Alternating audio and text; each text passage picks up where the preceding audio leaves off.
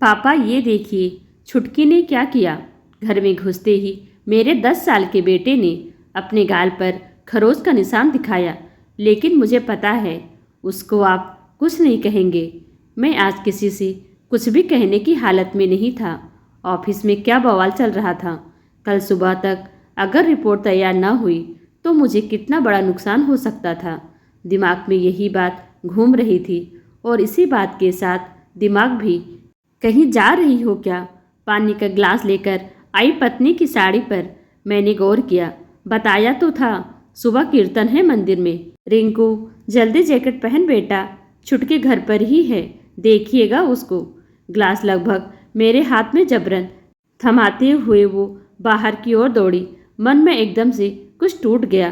क्या मेरी शक्ल ऐसी है कि मैं परेशान हूँ तो भी सामान्य दिखता हूँ? जैसे मैं बाहर से आकर इसको देखकर जान जाता हूँ कि कुछ हुआ है घर में, वैसा इसको कभी क्यों नहीं लगता। रोकते हुए भी मेरे मुंह से एक अनुरोध निकल ही गया, थोड़ा रुककर चली जाना, सिर दर्द हो रहा है। शायद आखिरी शब्द बोलते बोलते मैं तकिए पर सिर टिकाकर आंखें बंद भी कर चुका था। ना तो मेरे अनुरोध पर गीता की प्रतिक्रिया मैंने देखी, न देखने का मन था। बस मन में ये था कि गीता मेरे सिरहाने आकर बैठे और पूछे क्या हुआ, ऑफिस में कोई बात हो गई क्या। और मैं बिना जवाब दिए बस ये फिक्र महसूस करता रहूं, इसी पल में जीता रहूं। वो फिर मुझसे एक बार पूछे सही सही बताइए, आपको मेरी कसम। और मैं उसके इस प्रेम से तृप्त होकर उसकी हथेली हाथ में लेकर कहूँ बहुत दिनों से तुमने मेहंदी नहीं लगाई। अचानक कुछ आवाज़ सुनकर ऐसे मीठे विचारों की दुनिया से बाहर आकर आंखें खोली। गीता बगल वाली कुर्सी पर बैठकर पर्स में कुछ ढूंढ रही थी। और बताओ कैसा दिन रहा? मुझे इसका जवाब नहीं, बदले में यही सवाल सुनना था। आज तो सुनना ही था। आराम किया दिन भर, काम ही क्या है मेरे पास। नुकीले तीर जैसा ताना आकर सीधे मेरे दिल में लग गया। दिन भर घर के काम में खटो, फिर बच्चों के झगड़े सुलझाओ।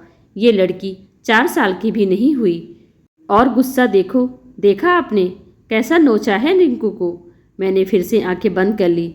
मैं अगर यहीं इसी समय पर मर जाऊं तो किसको क्या फर्क पड़ेगा? शायद किसी को भी नहीं। दिल में कुछ अजीब सा घुमड़ रहा था, आंखों तक भी पहुंच रहा था। मेरे अंदर और कुछ सुनने की शक्ति नहीं बची थी। निचुड़ रहा था मैं धीरे धीरे हर बीतते पल के साथ। सुन रहे हैं आप? डांटते ही नहीं उसको।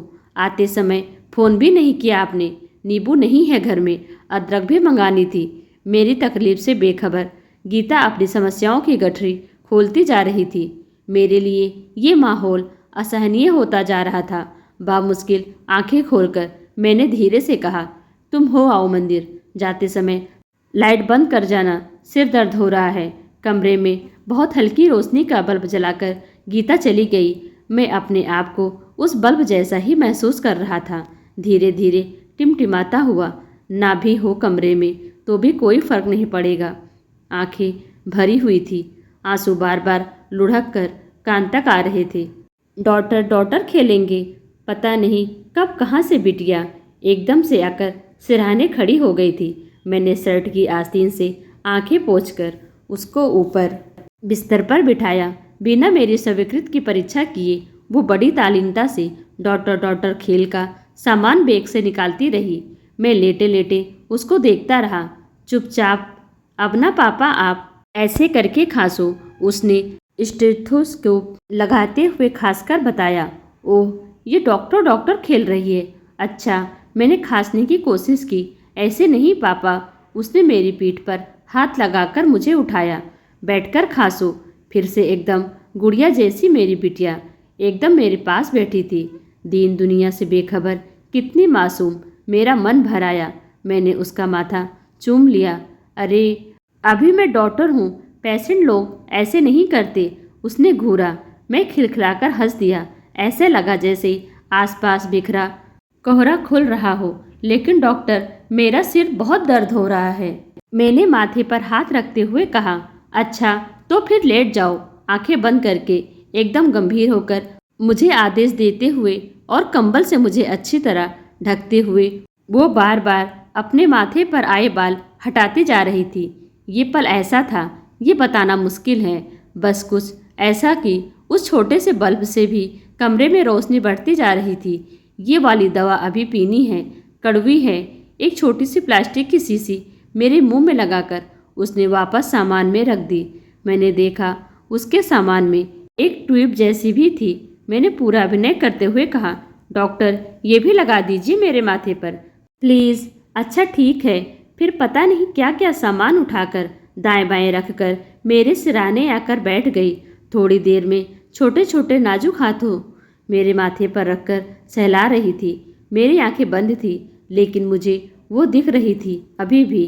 अपने चेहरे से बाल हटाती हुई मेरी गुड़िया उतनी ही गंभीर डॉक्टर के रोल में होगी जैसे जैसे उसके हाथ मेरे माथे को, मेरे बाल को सहला रहे थे। मैं हल्का होता जा रहा था। थोड़ी ही रिपोर्ट बची है, रात तक को बन ही जाएगी। गीता को लेकर भी मन से रोज कम हो रहा था। थक जाती होगी वो भी। पापा को एक बात बताओगी? मैंने अपने माथे पर रखा उसका हाथ सहलाते हुए पूछा। भैया को क्यों मारा? मारा नहीं था पापा, नोचा था। भोला भाला सा एक जवाब आया। मैं आंखें बंद किए हुए मुस्कुरा दिया। हाँ तो क्यों किया था ऐसा? उसने बात करते हुए मुझे लग रहा था मेरे आसपास सब कुछ तो ठीक है, उतना भी खराब नहीं है। भैया ने मुझे डॉक्टरनी कह दिया था। मैं वो थोड़ी हूँ। आवाज़ में गुस्सा आ गया था। मैं एकदम से हंस दिया। डॉक्टरनी शब्द इसको डॉक्टर जितना शायद अच्छा नहीं लगा होगा। अच्छा मैं भैया को मना कर दूंगा, लेकिन अब लड़ाई नहीं करना। उसके हाथ मेरे माथे को फिर से सहलाने लगे थे। मैं मुस्कुरा रहा था, महसूस कर रहा था मेरे आसपास सब ठीक ही नहीं बल्कि अच्छा है, बहुत अच्छा है। मैंने उसको बुलाकर अपने बगल में बिठा लिया। वो अभी भी थोड़ी परेशान थी। आप बोलोगे ना भैया से मैं डॉक्टरनी नहीं हूँ? संशय से भरकर पूछते हुए उसने फिर माथे पर आए अपने बाल हटाए। और क्या, मेरी बिटिया डॉक्टरनी थोड़ी है।